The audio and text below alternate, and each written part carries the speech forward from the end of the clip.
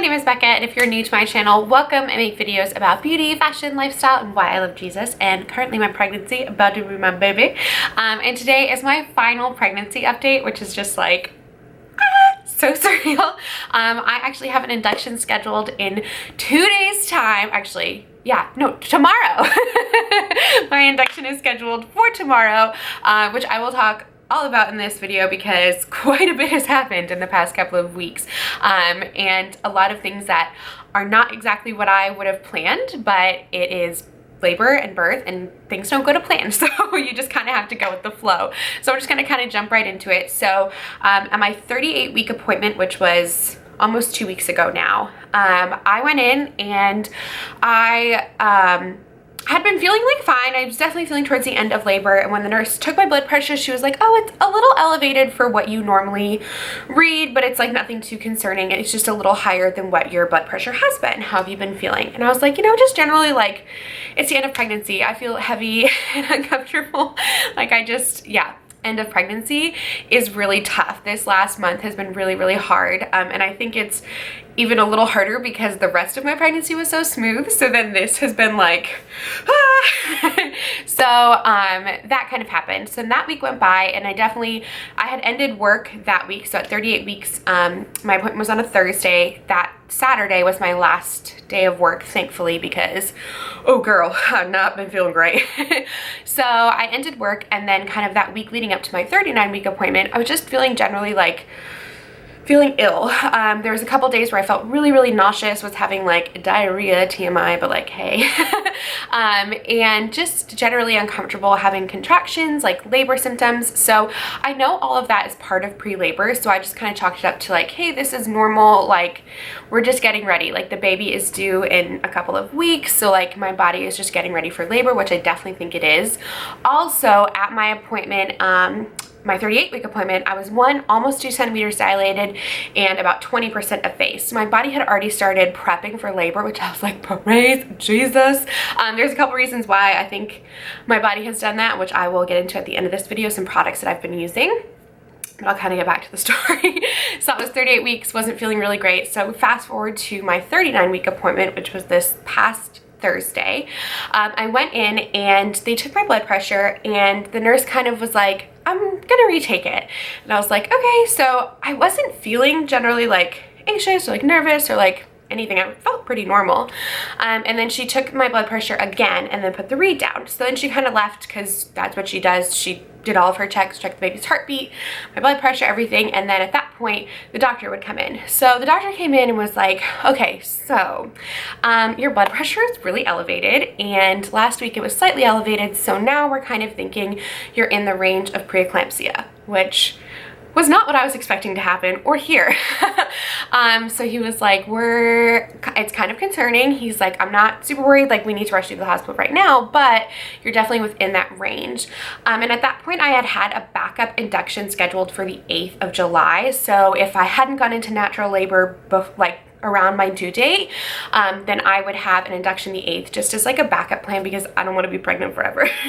And also, like, I feel like 4 days past my due date I could handle, but I didn't want to go like a week to 2 weeks past my due date just because it's hot, it's summer, I'm already uncomfortable, I'm ready to meet this baby. Like, let's not drag it out. So he's talking to me about my blood pressure and then said, we're gonna have you come in tomorrow, which would be Friday, and then depending on what your read is, either we're gonna have to move your induction up to either Sunday or Monday. He's like, I wanna, you know, just be on the safe side because preeclampsia has really, really scary side effects and everything. So I was like, okay. Thursday night was the longest night of my life because I was just like anxious to know like what my blood pressure was going to be the next day. Like, did I have preeclampsia? And then I did the thing you should never do, and I googled preeclampsia, oh my gosh, at like 12 o'clock at night too. So like I just did not sleep, and it's very scary if it becomes severe. So we had caught it, or my doctor had caught it early enough that like if I did have it, it would be mild. And so we were kind of in the range of like, everything's gonna be okay. We just have to take a couple of steps to make sure the end of pregnancy goes smoothly. So I went in Friday and they took my blood pressure, and again, it was about the same as Thursday. So it was preeclampsia. So I do have preeclampsia, which is so bizarre because I just didn't I don't know, it just was never on my radar. And in my mind, like preeclampsia, I relate with like Jessica Simpson because I know that she's had it with all her pregnancies, but I also know that she gains a lot of weight with her pregnancies and it gets really, really swollen. I still haven't had any swelling. Like my hands are fine. I'm wearing my wedding rings and they're still like fairly loose, like they move around. My feet aren't swollen. Like I was shocked because I just didn't think I had any of like the symptoms or like the normal things that you look for. But then when we were talking about it, there were a couple of things that like, oh, those are symptoms. So one of them being I'd had a really bad headache on Tuesday before my appointment for my 39-week checkup, and I just chalked it up to like end of pregnancy, it's a headache, maybe the weather, like I don't know, it's just a bad headache. And then that like generally feeling like nauseous and uncomfortable, well those are all like symptoms of preeclampsia, but also like pregnancy symptoms. So it's kind of tough when it is like a mild case to diagnose because you feel normal. It's really with the blood pressure and the urine that they like totally figure out that like, hey, this is the thing. So he came back in the room. He was like, it's still elevated, so we're gonna need to move your induction up. He was able to get me in for Monday. So I am filming this on Sunday. I'm going in tomorrow for my induction. Oh my gosh. So I will have an induction that will start at 8 p.m. So really we won't have the baby until Tuesday. So baby Collins will hopefully be here by Tuesday, which is just so exciting. But I have to say through all of this, like my doctor and the care team like at my OB's office was amazing. Like they were so quick to take action to be like, hey, we're gonna move it up. And he said if he had felt that it was more severe, he would have like scheduled me for an induction the next day, but that would have been the weekend and he was off. So he wouldn't have been able to deliver the baby. And I mean, like, obviously I want my OB to deliver the baby, but if it had been a dire situation, like who cares, just get the baby out. Like we both want to be safe, me and baby. But he was like, I feel really confident that you will make it through the weekend and we'll deliver you on, you know, early in the week so I can deliver the baby. And I was like, yes, I really like my OB. I've connected with him really well. So I was like, I really want him to deliver this child. The only other kind of like downside to having to wait is that this whole weekend I've had to be on bed rest, and that is the worst thing you can tell me. I am not a bed rest kind of girl. Like I am dying. It's been 2 days and I'm like suffering of bed rest. I hate it. Like I am a go type of person. I had plans for this weekend. There was like a whole 4th of July fair thing yesterday that I wanted to go to and I couldn't. I want to go do errands. I want to just like be walking around because like also I know that like walking around helps labor get started and go, but like can't do that. Bed rest is literally like my first nightmare. And I think my OB knew that because when he said it, he was like, so I'm really sorry to tell you this, but you do have to be on bed rest until you come in Monday. And I was like, okay. And then on top of that, they did prescribe a blood pressure medication. My blood pressure isn't like totally through the roof, but we want to keep it like lower and in control before labor so it doesn't spike in labor and cause serious issues. So we're just trying to like take all the precautions that we can. I will say I hate the way the blood pressure medication makes me feel. It just makes me feel like lightheaded and I don't know. I just don't like it. I know that's what it's supposed to do, but thankfully I only have to be on it for a few days. And typically once you deliver the baby, the preeclampsia goes away. Like it's just because of you're carrying the baby. And then I kind of like did some more research on preeclampsia on my own because I was kind of like, what the heck? Like, was it something I did? Like, how did I get this? And some women just develop it. So I just like randomly happened to get it at the end of pregnancy. And it's mostly because of where you carry your weight. And I've pretty much only gained weight in my belly. So all of the weight that I've gained is right in my like bump region, and that sits on the front of your body, and so that like strains your heart, it sits on like your organs, so it causes issues when you gain weight there. And I feel like I guess I didn't like level out the weight gain anywhere else, and so it's just very like heavy right on the center of my body. And I definitely feel like I have gained more, well, but like gained more weight more rapidly towards the end of pregnancy. Like as baby is getting bigger, I have the gnarliest stretch marks. I don't know what happened. Like I have been putting on stretch mark cream twice a day. Like literally I have a couple of stretch marks that look so bad they look like they've ripped open. I'm pretty sure they have, like they've torn. I didn't know that was possible. But painful. Oh my gosh. And they're painful. stretch marks, which again, I didn't think was possible. And they're all centered right around my belly. I'm kind of on my low belly because he has dropped. So then I guess he's just like growing down low. So that's really fun.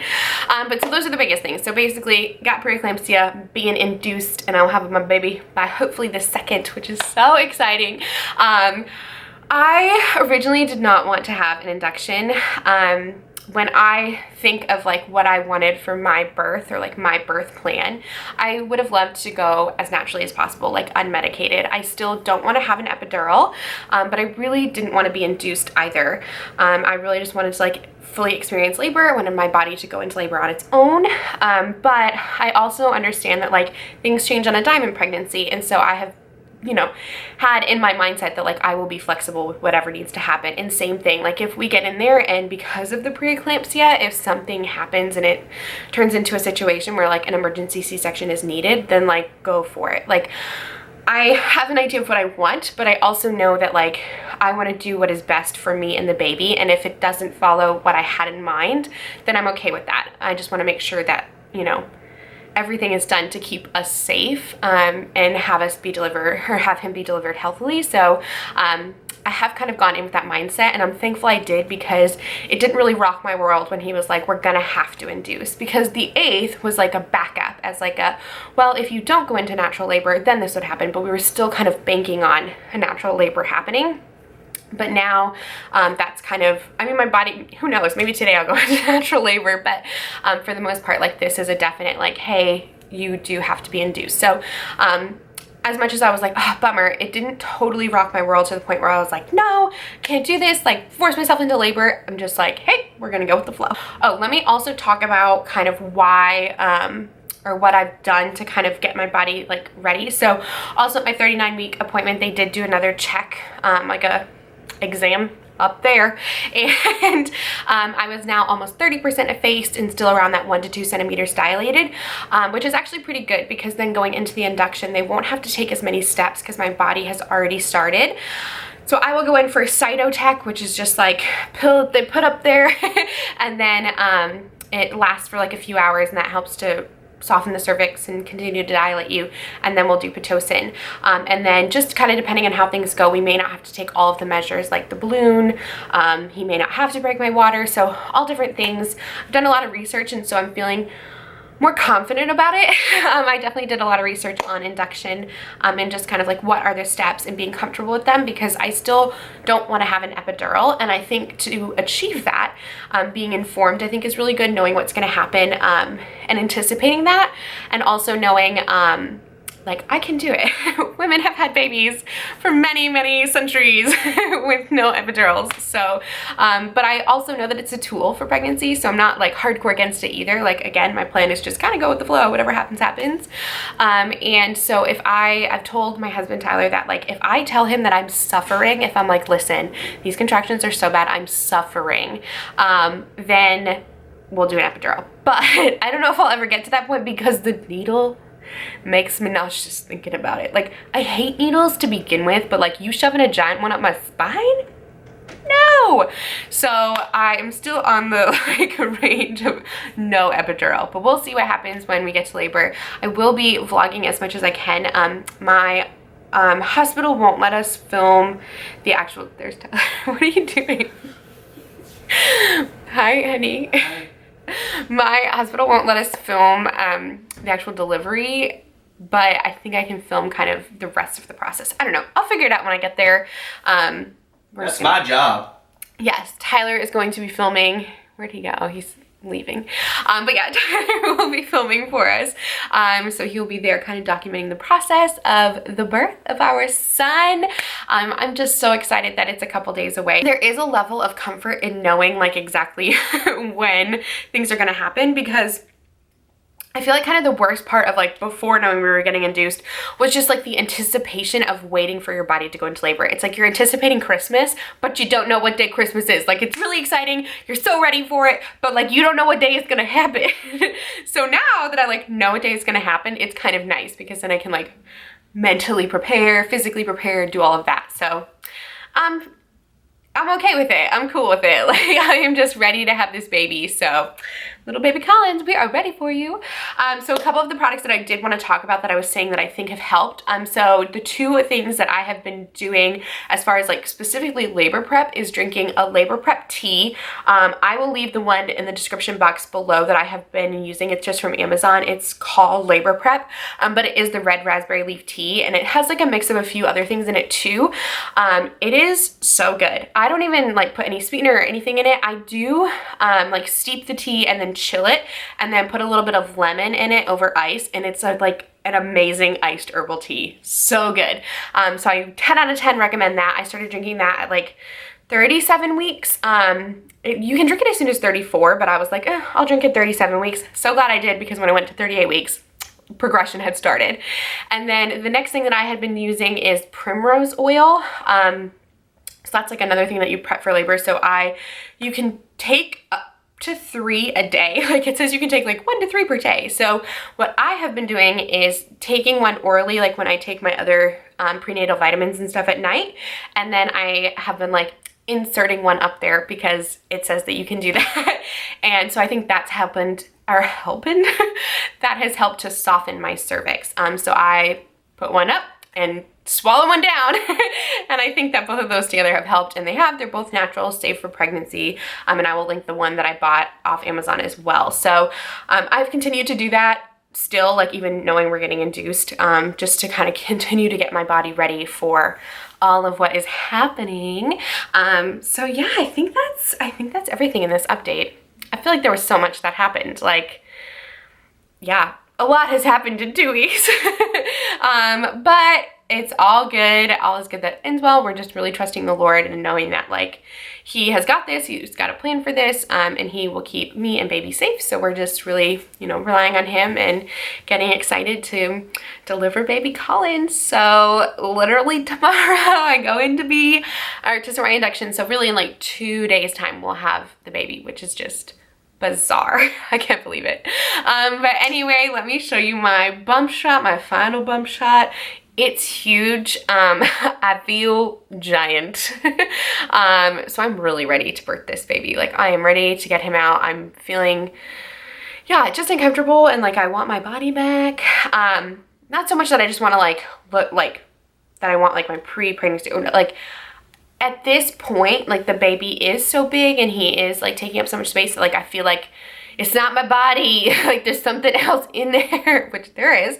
So now I'm like, I need a little space. I need you on the outside so I can like have my body. So I'm really ready to birth this baby. But let me show you the bump shot. For the bump shot, let's see. Here's from the front. Maybe I'll do this side. Oh yeah, you can see it. And then here's from the side. So it is quite round and large. And it's pretty low. Yeah, you can see. There you go. I'm wearing a linen dress because that's pretty much all that's comfortable right now is linen dresses, A-line things, baggy things, because your girl feels huge. All right, that's your update. There you go.